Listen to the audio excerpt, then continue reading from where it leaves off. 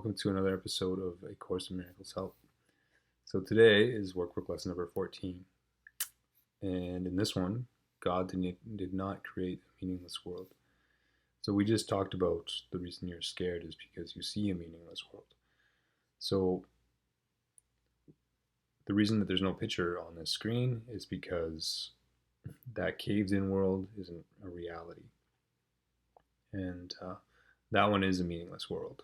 But as soon as you perceive it, as soon as you see yourself in space and time, then you automatically are going to have that fear that is associated with that divergent will that it represents. It looks like you're creating your own world within the sort of a cavern underneath the real world. So that's not going to be without what we think would be consequence. But there won't be any consequence. And that's what the book has kind of reaffirmed. Think about it as though your thoughts, if you were accountable for your thoughts in this world, or you were accountable for your dreams. I mean, obviously somebody's always had at some point a dream so negative that you did something. I was thinking about this a little bit earlier here. One really vivid dream that I remember was me stealing a Coke. I don't know why I did it. That was kind of not clear in the whole dream, but I stole it and I tried to run out of the store, and it became this increasingly escalating situation where we were driving away in a car and then we hit people and everything else, and I don't even really know what happened to those people, but you could see how like it was all perceivable as this could happen, because I mean I see myself as a good person, but at the same time, I mean, if I get in that fear response, or I get in that mode of like just escape, just get out of here, I wouldn't be doing a lot of the things that I was doing in the situation. I wasn't driving the car, but I'd certainly be an accomplice to it. And given that I gave the predication for the whole situation, it'd be obviously a pretty negative thing overall. I could be in jail forever, right? So imagine if you were held accountable for those random thoughts. And that really is what the caved-in world is these random thoughts of unreality. So the fearful world that you create because you think you had a separated world is what's causing the world to be bad. So the key there is not to try to excise the elements of the world that are negative things, not try to pull them out of the world, like don't see an evil person, well, we got to stop this evil person. That person is somebody you created, because this is all acting out a situation, just like we talked about before.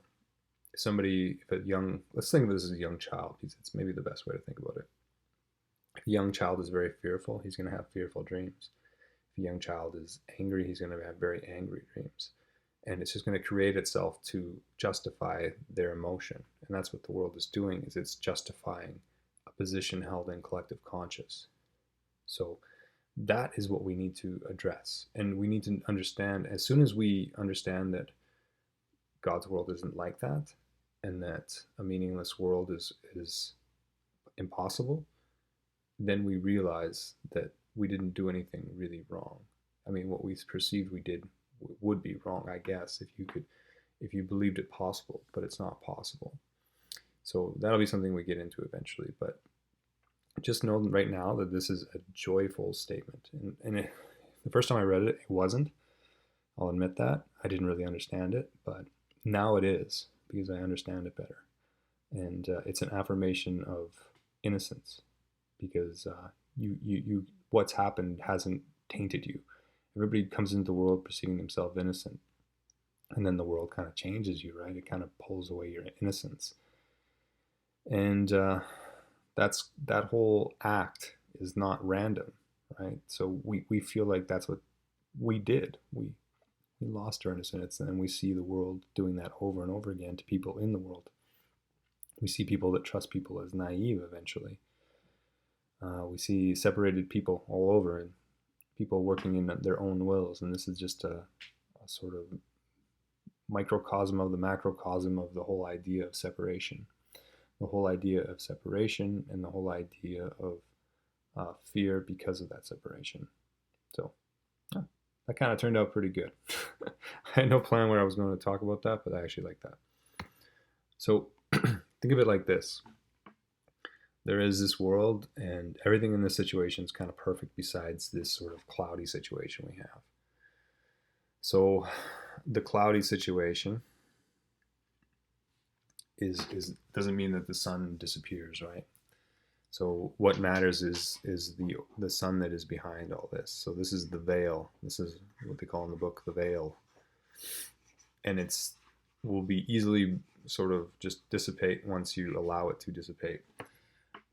There's a lot of analogies to kind of this stuff. So in the Bible, they talked about, I think it was the curtain that got torn after the resurrection, or maybe just after the crucifixion. I'm not even sure. I'm actually not that versed on the Bible. I really like the stuff I've read from Jesus because it accords to everything that's in this book.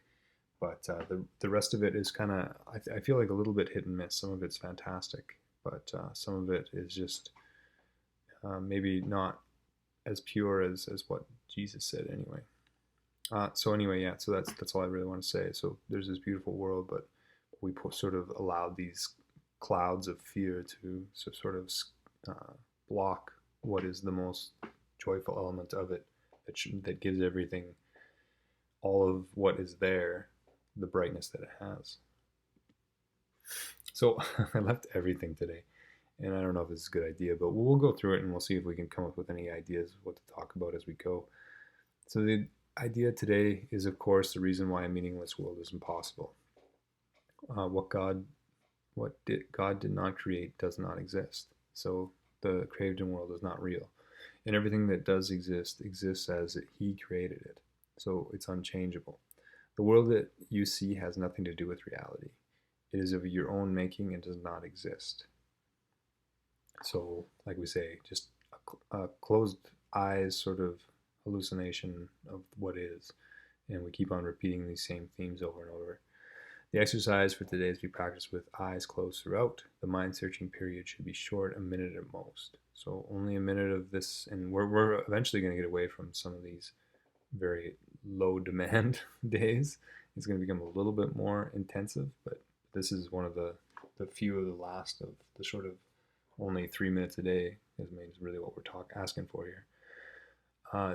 Do not have any more than 3 practice periods with the day unless you feel them comfortable. If you do, it will be because you really understand what they're for, and hopefully what we're talking about will help with that.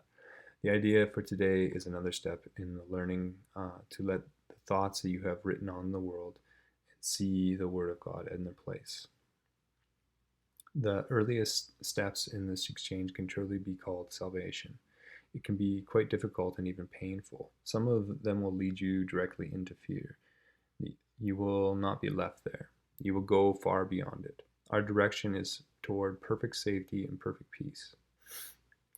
So keep in mind, like I said, this is all happy stuff. I mean, as much as you're going to have a little bit of conflict related to it, it's going to be eventually positive. With eyes closed, think of the horrors of the world that cross your mind. Name each of them that occurs to you, and then deny its reality. God did not create it, so it is not real. Say, for example, God did not create war, so it is not real. God did not create that airplane crash, so it is not real. God did not create that disaster, and so it is not real. So keep in mind, this is an affirmation of the power of your creative mind. So your mind has the ability to create what we see in the world all the time, but none of it's real. So especially the bad things and the good things even, are all set up to kind of justify a position in our mind, but that isn't real. So it's something that we can let go, and I mean, you might see it as losing something, but it's really not. There's things that are kind of dualistic related, right? So there's like the yin and yang of everything, and then some of them, when you put them together, like we said before, will create nothing, and then some of them you put together will tell you about the reality of what is, and that reality of what is a joyful thing. And once these two sides are completed, then it becomes this monism again of perfection, and we'll never be happy with anything below that, because it's not our will, our true will. So our mind is split and thinks that it wants something else as well, but our true will is always going to be fighting against it, and that's why you have these feelings within yourself of turmoil, even when you have everything going perfectly. And that's maybe why you kind of mess up things once they're going perfectly. It's because you know that is not in accord with the way you feel about yourself. The suitable subjects for the application today also include anything that you might be afraid to happen to you or anyone whom you are concerned. In each case, name the disaster quite specifically. Do not use general terms. For example, do not say God did not create illness, but God did not create cancer or heart attacks or whatever may arouse fear in you. This is a personal repertory of horrors at which you're looking. These things are part of the world you see. Some of them are shared illusions, and others are part of your own personal hell. And that's really interesting, right? So if we think back to the image, some of these are the shared ones that are in the overall mind, and some are your own personal hell. So the one of just the individual people watching the screen, you can have your own too overlaid onto the already bad communal issues, sort of, and then you can put your own as well. It does not matter. What God did not create can only be part of your own mind apart from His. Therefore, it has no meaning. In recognition of this fact, conclude the practice periods by repeating today's idea. God did not create a meaningless world. The idea for today, of course, can be applied with anything that disturbs you during the day, aside from the practice periods. Be very specific in applying it. Say, God did not create a meaningless world. He did not create whatever the thing that's disturbing you, so somebody that cut you off. He did not create anger, and so it is not real. So this is it for today. This is one of the ones that's really an affirmation of something you're going to eventually see as a joyful declaration. So this is one of my favorites so far of what we've done. So anyway, hope you have a good day, and we'll talk to you soon. Bye bye.